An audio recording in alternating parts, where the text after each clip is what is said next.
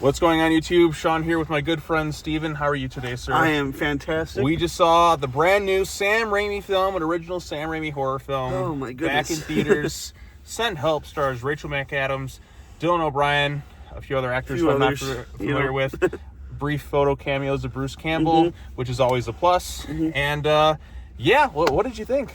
Well, going in, I knew nothing. I didn't see a single trailer. I knew Sam Raimi was obviously having a movie come out this year, and didn't know anything. And it was insane. Yes, to say the least. It was the right kind of batshit crazy Raimi that I think we've been sorely missing in movies for quite a while. I guess the closest you could count is like Weapons, when that went batshit crazy. Yeah. I'm loving a lot of like batshit crazy horror right now when you can just do something like this. Basically, the concept of it is Rachel McAdams works at this office. Her new boss is Dylan O'Brien.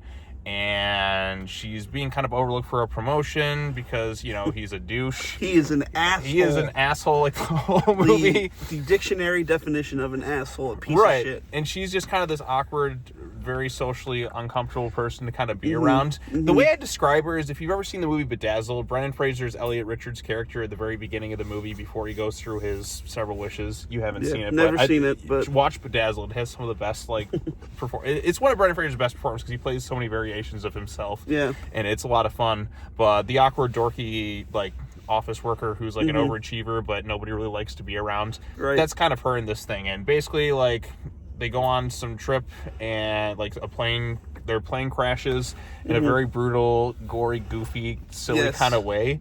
And then it becomes a mixture of misery, and then those two end up being like the only survivors. And it kind of becomes a mixture of misery mixed with Castaway, mixed with Lost and like, Survivor. Yeah. She's a really big fan of the TV show Survivor and wants to be on it, and she's constantly overlooked for things. But yeah, so he ends up hurt and she ends up saving his life. And it's these two trapped on this island as they both go gradually insane. Yep. But again, it's kind of that mixture of misery. There's even some moments that felt very reminiscent of that too. There's one scene involving him, and a knife, which was like one of the most nerve-wracking scenes to watch in the entire movie in terms of a suspenseful like angle to it. But there's also some really goofy, silly Sam Raimi-isms in there. You got the crazy camera angles and just as much camp and excessive amounts of blood and vomit that you can kind of throw. Whenever he could do something where an actor gets puked on or something, he's going to do it. And that's what makes it really really amazing. And Danny Elfman did the music, because some of it felt like, that's a Danny Elfman. Yeah, absolutely. I saw that during the opening credits, and I was like, yes. Yeah, and it was a lot of fun. I mean, Rachel McAdams is really good in this. She's phenomenal. Right, the way she kind of like switches it up, like from this kind of socially awkward person to this kind of cold-hearted survivor, and flirty to it's a really solid performance, and Dylan O'Brien plays his role well as just the douchebag. A piece of shit. Right, but like the fake enthusiasm and other things, and you kind of feel maybe there's something forming, or maybe it's just an act half the time, and that's kind of what makes it interesting. And then there's some crazy reveals won't give away in the video, because like the ending, we're like, what the fuck? In a pretty good sort of way. And there's any chance that, we'll say, since it's Sam Raimi horror, there's got to be some ghoulish elements to it. That'll be vague, but you know. Yeah.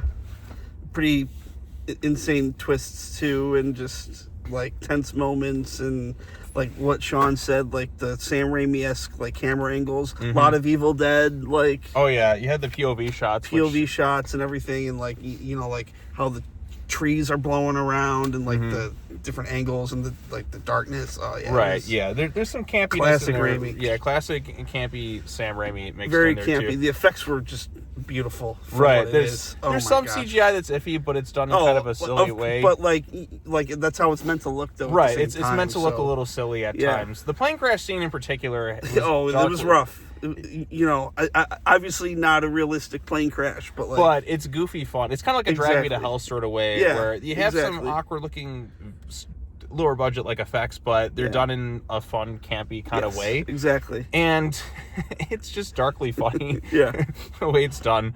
And any chance he can get like some goofy looking skeleton like thing to pop up on screen, he's gonna do it.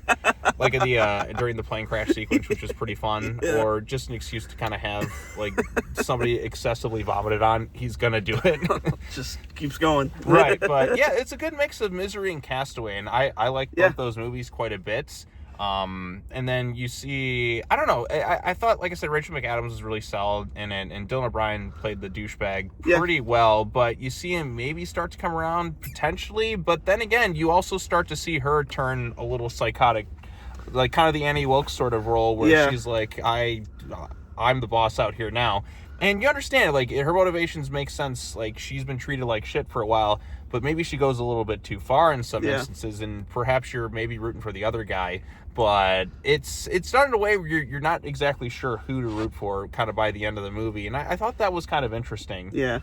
Yeah, it you know, just what you said, like, you don't know who to root for at the end, and it's, you know, I think that's a good thing for a movie to do, right? Because it's all based on perspective. Like, who's the more evil here, and it's just like, you know, they're both evil in their own ways, and you know, like they have these really sweet scenes, right, that you're like thinking like, okay, like maybe they're gonna be able to tolerate each other, and then it's just like, okay, maybe it switches to something else. And then boom, Sam Raimi switch. So. Right, and it's done in a pretty fun way. But then there's other times where it's like, oh no, this is a little bit too far.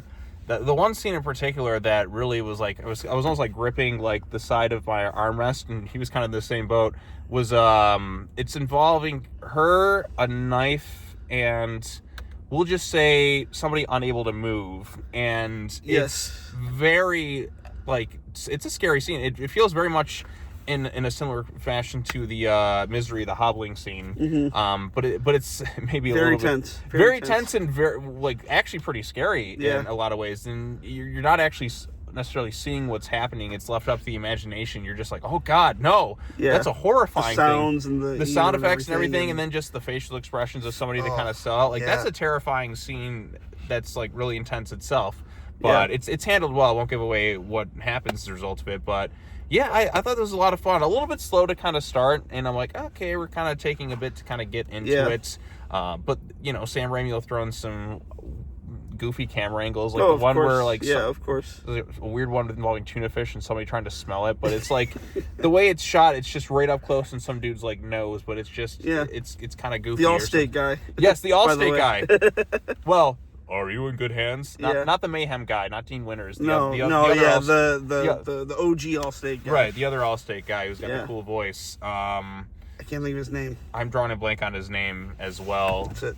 Allstate, are you in good hands? We need to give him credit because he's actually a really good actor. Right. So, and Bruce Campbell makes photo cameos in this. Would have liked to have seen him on Dennis Haysbert. Dennis Haysbert? Yep, okay. Haysbert? Oh, yes, okay. Dennis Haysbert. Yeah, the Allstate guy. He was in Heat as well, another very good movie. Yeah, Heat's a really solid one as well. And he's been in a bunch of other stuff too. But yeah, always good to see him too. So that was the other actor I recognized. Yeah, exactly. So there's 4 total, technically, I recognize. Dylan O'Brien, he's been in Teen Wolf and other things. Rachel McAdams has been in a lot of things. Yep. Allstate guy. Yep. David, right? Danny Haysbert. Danny Haysbert. God damn it. David or Danny? Dennis. We're both wrong. Samsonite, that was way off. Yeah. And then photo cameos of Bruce Campbell because he's got to make some sort of appearance. Although, like, because he's technically like Dylan O'Brien's like father. I wish we could have gotten one scene with him. Like one scene to like start the movie, just start the movie off with him right there or something. I know they like Sam Raimi always looks to put his car in the movie, and I'm not sure exactly where it was in it, but he finds a way. I'm sure it's in there somewhere. The Delta 88 has to make an appearance in every one of his movies. Even though Bruce has tried to destroy it several times, any chance he gets. But yeah, Sun Help's a lot of fun. It's an original horror movie. Yeah. There's actually been a pretty solid month for horror outside of seeing Return to Silent Hill for me, like 2 days ago. And it's nice to see a Sam Raimi movie in theaters that's kind of original, R-rated. You get your gore, you get your violence, and you get your goofy campiness, fun camera angles. Yeah. And it's a simple concept. Sometimes simplicity is better. So. Yeah, it was a fun watch. You know, and I was really impressed by Rachel McAdams' performance. I thought she was fantastic in the movie. Like, I don't know. Yeah, the way she kind of changes it up a bunch of times throughout it, where you're not really sure what's going on with her, but then I don't know. She goes into some interesting territory with it. She's kind of what really helps to sell the movie. Yeah. And then Dylan O'Brien works as the douchebag. Yes. So. Yeah, it was great. Yeah, fun times. I liked it a lot. Yeah. What was the last one you were with me? Was it Weapons? I think so. I think so, yeah. So, I mean, back to back. Back to back, pretty good ones. Right, You know? and you know what? Knock on wood, hopefully we don't have Yeah. any, like, remember that stretch of movies where we went to where something went wrong each time? Yes. We've been on a pretty good streak so far. Right, It please was a pretty don't. good crowd. Like, you know, like, they were like, there's some talking during, like, But it wasn't... kind of like the louder moments. But, like, you know, that's when you're reacting to what's happening on screen. And Right, and it wasn't too bad. 'Cause Yeah, we've no, had it was incidents. The worst incidents was when we saw the fifth Insidious. that and Spider-Verse, Oh, the crying kid. Yeah. That was just terrible. Evil Dead, maybe. No, Evil Dead, I think we were okay. Okay. But it was every movie. We would even go to Yeah. a different theater, like, nearby, Yeah. and we'd still have an incident. Yeah. We saw that one anime movie, Oh, yeah. the time travel sort of one. The mirror one. Yeah. Yeah. And then it was still somebody who would not shut up next to us. I'm like, Yeah. Yeah. Steve, maybe we should be going to the movies right now. Yeah, But then again, it's early bad January. luck. It wasn't too. It's not really too packed in here on a There's Thursday. like probably 12 people in there, you know? Yeah. Like, But honestly, I was kind of okay with that. Yeah, it was good. It's much more tranquil and all that too. good So crowd. good crowd. Good Good crowd, good movie. Good crowd, Go good watch it. movie. Yeah, go watch it. Support Sam Raimi Yeah. so he can make more stuff. Yes, I would love him to make more movies. Love to see him make another Spider-Man, but Sony's not Yeah. smart. Well, So, but he has expressed interest in making a DC movie. And what's funny is I saw, like, people were spamming James Gunn to get him to do the Batman movie. And James is like, you don't have to spam it. yeah. Right. Basically, we know. So, but hopefully somebody... I just don't get it. He wants to do more of these movies. Why wouldn't you let the GOAT make more? Just let him. Right. It just doesn't do make... it. Hey, we know you, like, help popularize the superhero genre with your Spider-Man movies, and even your Doctor Strange sequel, which Marvel messed with so many times, still made basically Yeah. $1 billion. Yeah. Well, I don't know if we should let you make more. Yeah. Yeah, it makes total sense. Yep, sure does. Yeah, I don't get it. Maybe because you're just too good for it, but I don't know. But let him make more. Yeah. Or even more original horror stuff like this again. Oh, that'd be great. So, a With lot of Bruce. fun times. Yeah, with Bruce. No. Another Evil Dead with Bruce in the lead. Yes, Because yes. Bruce Campbell said before he was retired with Ash, but then he's like, well, if Sam directed it, then I come back.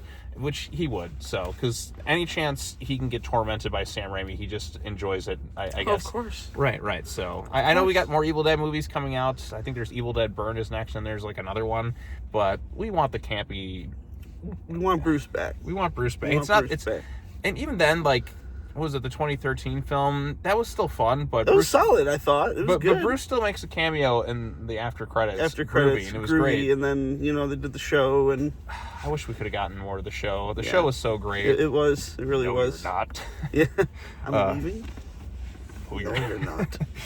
That show was perfect. It's a shame that only went 3 seasons. Yeah. We needed the 5. Every time they try to do post-apocalyptic Evil Dead, it just never works out. Yeah. So, but yeah, Well, more Sam Raimi movies. I need more Yep. of these. Even original R-rated horror stuff. Like, just let them make these for a while. And just let them have some fun. they're fun to watch. They're, you know, they're entertaining. Yeah, very entertaining. So, you got anything else to add?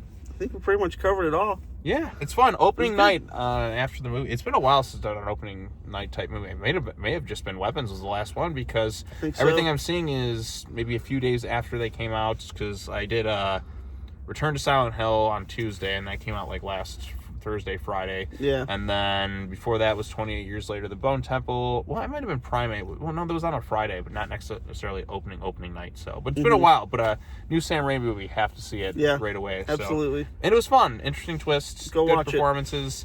Good amount of gore, vomit, and Yes. Well, yeah.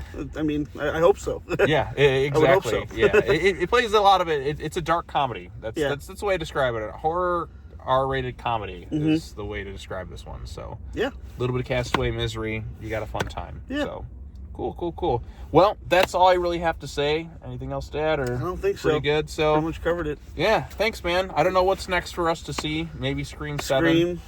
Yep. Probably because you were there for the For Scream 6. 6. Oh, yeah. and Oh, yeah. we were. I think in the end of that video, we were just talking. We just wanted Matthew Lillard back, and now he's gonna be and back. now he's going to be back. So, Right. you know, you're welcome. But we don't know what capacity in. So is he just? I don't know. I feel like with Scream 7, it's just going to be somebody uses AI or something to make it, or maybe he's back orchestrating the whole thing.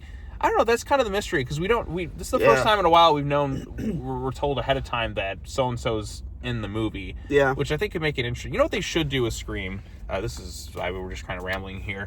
We always have to figure out the mystery of who the killer is. Yeah. Why not start the movie from the killer's perspective and seeing everybody else scrambling trying to figure it out? I thought Scream 6 was going to do that, but that would kind of be then they just killed the other Ghostface off right away. So yeah. But I don't know. I think that'd be an interesting way to take it. But anyways, we're rambling off. Yeah. Go check out Send Help. Support original horror movies and Sam Raimi films because Sam Raimi's the GOAT. The GOAT. So, yes. All right. Peace out, everyone.